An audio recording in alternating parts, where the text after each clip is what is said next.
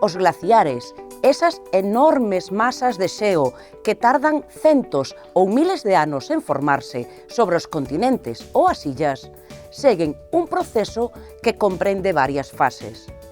Primeiro, acumúlase a neve. Logo, convértese en neve granular, debido á presión do seu propio peso que ao seguir medrando orixina a neviza.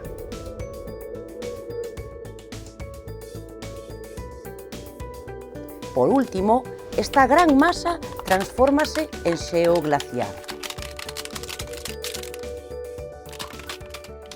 Nos glaciares podemos diferenciar as seguintes partes. A cunca ou circo, que é a zona máis elevada, está na cabeceira do glaciar e forma unha concavidade na que a neve se acumula. Compáctase e se transforma en xeo. A zona escavada polo circo presenta paredes moi abruptas. A lingua son os ríos de xeo que se desprazan lentamente cara abaixo.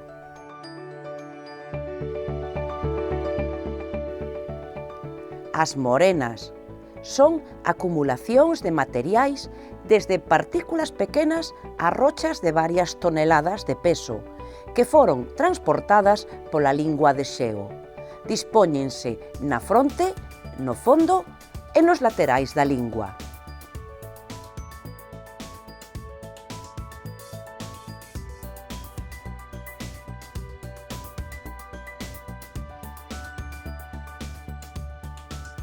Os crevases son grandes fracturas longitudinais ou transversais sobre a lingua xeada.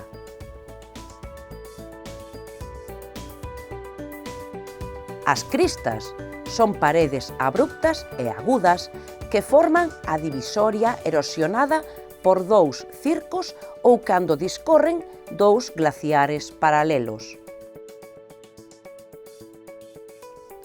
O horn ou pico piramidal. Fórmase cando existen varios circos ao redor dun cume.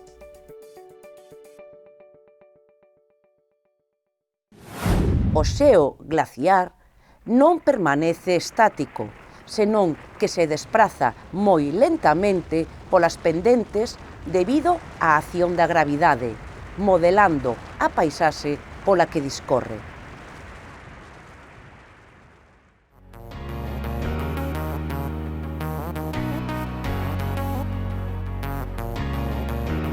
Os glaciares son axentes erosivos dinámicos que acumulan, transportan e depositan sedimentos cunha forza tal que poderíamos comparalos cunha grande pá excavadora que racha, arrastra e descoloca todo o que atopa ao seu paso. Pero, como comeza todo o proceso?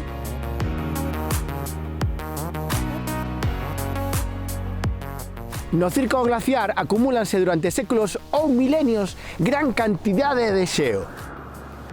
Este acaba desbordando a cunca e comeza a escorregar para baixo en forma de que? De lingua pola acción da gravidade. O glaciar avanza como un río moi viscoso e tamén moi lento.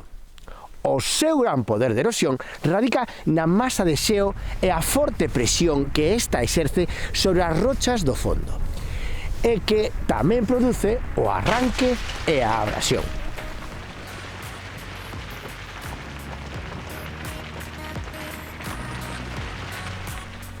Os cambios de temperatura da auga que se conxela e desconxela forman gretas que, ao volverse máis profundas, acaban rachando e desprendendo fragmentos de diferentes tamaños.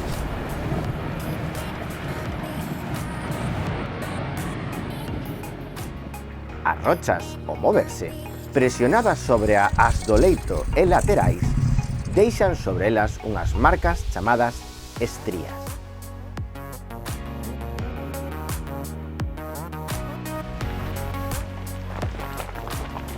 As rochas transportadas polo glaciar son un conxunto de fragmentos de diferentes tamaños e formas.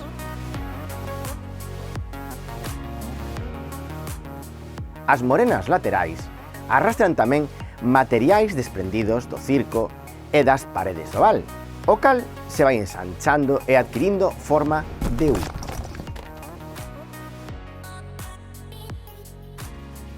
Deste xeito, os glaciares poden transportar grandes rochas na súa masa de xeo, acadando nalgúns casos centos de kilómetros de distancia respecto á súa orixe. Cando remata o glaciar ou este se desxea, deposita os materiais que arrastrou, orixinando unha morena terminal.